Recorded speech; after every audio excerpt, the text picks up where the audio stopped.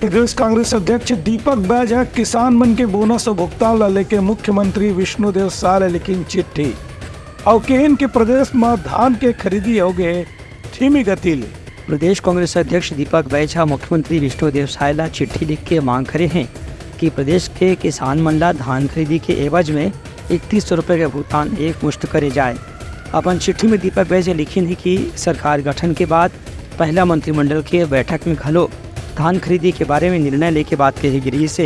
एक बात भी अभी तक के किसान मन के खाता में 3100 रुपये के भुगतान नहीं करे है। एक से किसान मन के मन में दुविधा या शंका की स्थिति पैदा हुआ थे। प्रदेश में 1.5 महीना हो गया है, केवल 30 लाख मीट्रिक टन धान की खरीदी करेगी है। ऐसे में लक्ष्य पूरा होने में अभी बहुत दूर तक के नया सरकार ने प्रयास करना पड़ी। मुख्यमंत्री माननीय विष्णुदेव साय जी को प्रदेश कांग्रेस अध्यक्ष होने के नाते पत्र लिख रहे ताकि धान खरीदी लगभग 1.5 महीने से अधिक हो चुकी है, प्रक्रिया चल रही है, धान खरीदी चल रही है, लेकिन अभी तक शासन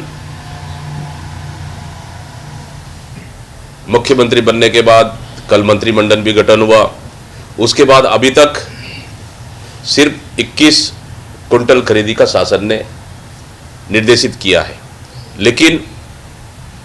3100 देने का शासन से अभी तक कोई आदेश किसानों के लिए नहीं मिला है,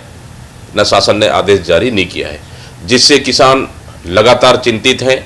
और किसान आत्महत्या की कर रहे हैं। अब आप देखेंगे पिछली हमारी सरकार में 2 घंटे में हम लोगों ने सरकार बनते शपथ ग्रहण के 2 घंटे के अंदर हमारी सरकार ने पहला ही मीटिंग में किसानों के कर्जा माफी और 2500 रुपये समर्थन मूल्य देने का तुरंत आदेश दिया था। ब्यूरो रिपोर्ट उत्तलंघा न्यूज़।